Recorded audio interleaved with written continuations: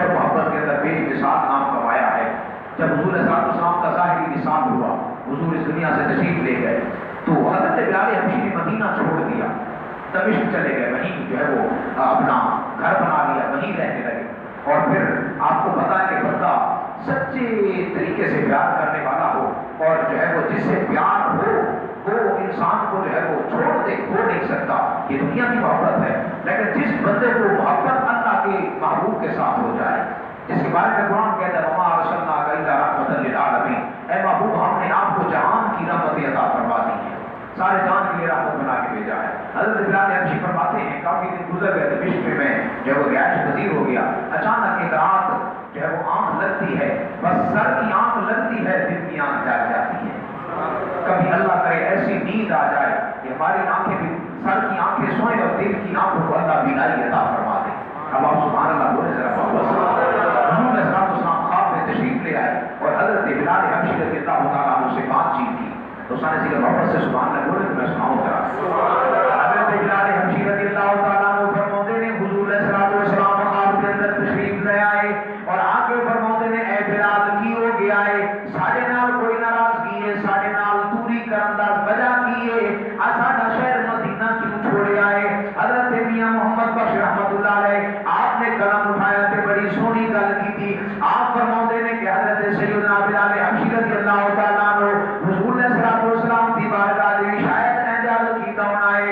آپ فرماتے ہیں کہ لبی رات جدایاں والی، لبی رات جدایاں والی تے ہوندی ہے سو بریاں دی، او خبر لے آؤ محمد بخشا تے سجنا تر گیاں دی۔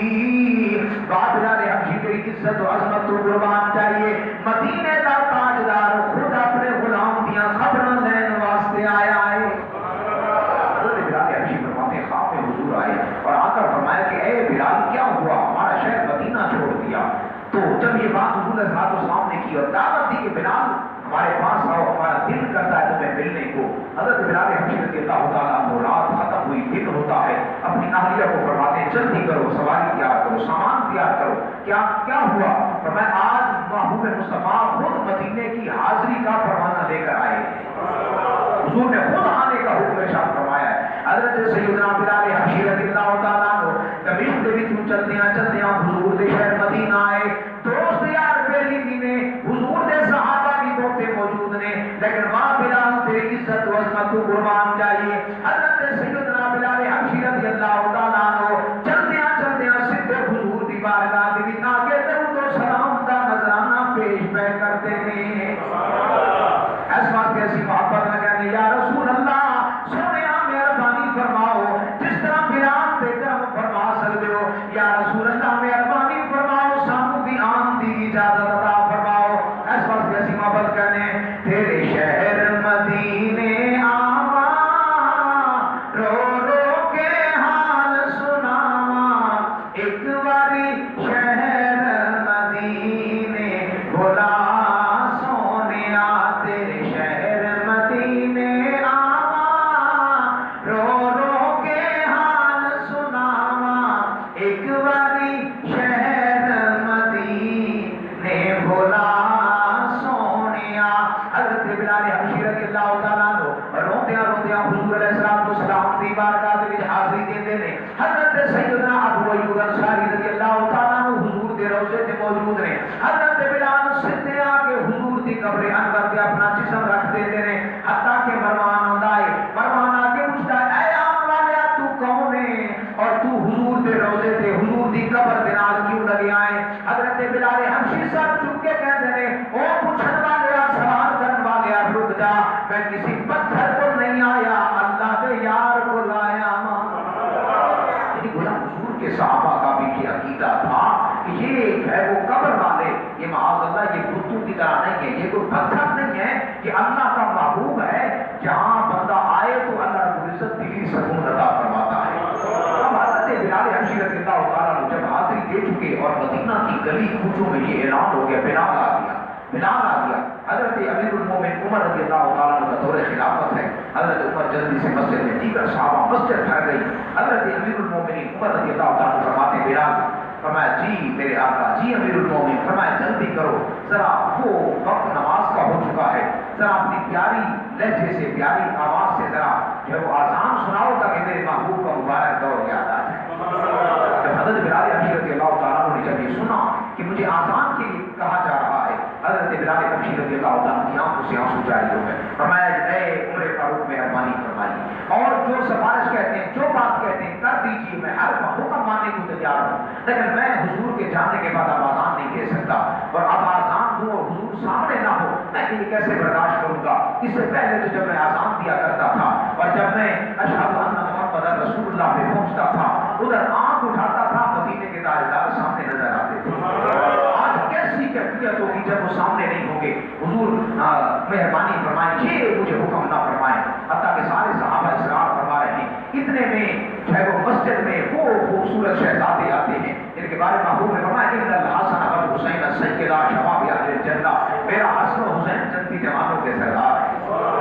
یہ شہزادے جب مسجد میں آئے اور آ کر کہا کہ چچا بلال، سارے جہان کو نہ کر دیں گے، کیا ہم جو ہے وہ حضور کے نوازوں کو بھی نہ کریں گے؟ اب جب حضرت بلال حبشی نے یہ سنا نا تو حضرت بلال حبشی آنکھوں سے آنسو جاری ہے، اور حضرت بلال حبشی رضی اللہ تعالیٰ عنہ روتے عرض کرتے ہیں، اے میرے پیارے محبوب دل مبارک نوازو مبارک شہزادو، میں سارے جہان کو نہ کر سکتا، لیکن سونیا تسی تے جنت کے سردار ہو، اللہ نے سانو جنت تواڈے صدقے عطا فرمانی ہے۔ حضرت بلال حبشی رضی اللہ تعالیٰ عنہ عرض کرتے ہیں تانوں نام نہیں کر سکتا۔ حضرت بلال حبشی مسجد نبوی شریف کا ماحول آزان شروع کی تھی، صحابہ فرماتے ہیں جب حضرت بلال حبشی رضی اللہ تعالیٰ عنہ آزان شروع کرتے ہیں ایسا ماحول بنتا ہے جنہیں محبوب کا سانو زمانہ یاد بھی آتا ہے، ایسا لگتا ہے جس طرح محبوب کا زمانہ دوبارہ پلٹ آئے۔ حضرت بلال حبشی آزان دیدیاں اچانک جب ایسے جملے سے پہنچے ہیں اشہد ان محمد رسول اللہ، انہاں جملہ سے پہنچنا نے اپنی نظر اٹھا کے دیکھتے ہیں مدینے کے تاجدار نظر نہیں آتے، بے ہوش ہو کے گر جاتے ہیں۔ بوٹا گجراتی بڑی سونی گل کرتا ہے، بوٹا گجراتی کہتا ہے عشق تے اگ دونوں ایک برابر، پر عشق دا کم بدھیرا، وہ اگ جلے تے بجھا گے پانی، تے دسو عشق دا دارو کیڑا۔ جب اپنے جو ہے وہ ہوش و حواس میں واپس آتے ہیں، میرے محبوب کے صحابہ کو عرض کرتے ہیں اے بلال حبشی، اے امیر المومنین، اے محبوب کے نوازو، میں عرض کرتا تھا نا کہ آزان کرنا حکم دیجیے، کیونکہ میں بلال میرا عشق برداشت نہیں کرتا۔ حضرت بلال حبشی رضی اللہ تعالیٰ عنہ نے حضور علیہ السلام کے روزے پر حاضری دے کر اس بات کا جو ہے وہ ثبوت فراہم کیا ہے کہ اے محبوب کے ایمان والے امتیوں، اگر کوئی محبوب کی بارگاہ میں جاتا ہے، حاضری دیتا ہے، تو وہ کسی پتھر کے پاس نہیں جاتا، اللہ کے محبوب کے پاس جاتا ہے، اور جو ادھر نیت سے چلا جاتا ہے مدینے کے تاجدار اس سے اپنی محبتوں سے، اپنی عقیدتوں سے ضرور مالا مال فرماتے ہیں۔ اس کے بریلی تاجدار بڑی سونی گل کرتا ہے، حاجیو آؤ شہنشاہ حق روزہ دیکھو، ارے کعبہ تو دیکھ چکے اب کعبہ تو دیکھو، ارے کعبہ تو دیکھ چکے اب کعبہ کا کعبہ دیکھو۔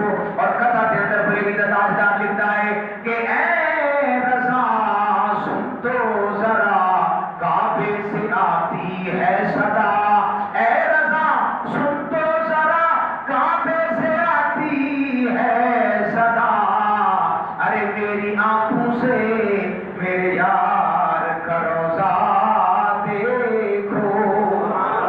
اہل عقیدت کا، اہل معبد کا، اہل ذریت کا یہ عقیدہ رہا ہے اور یہ جو ہے وہ ماننا رہا ہے۔ حضور علیہ السلام کے روضے کی حاضری، حضور علیہ السلام کے در دولت پہ حاضر ہونا اور وہاں جا کر درود و سلام پڑھنا، اس بات کی دلیل ہے کہ انسان کو اللہ اور اس کے پیارے محبوب سے سچی محبت اور سچا پیار ہے۔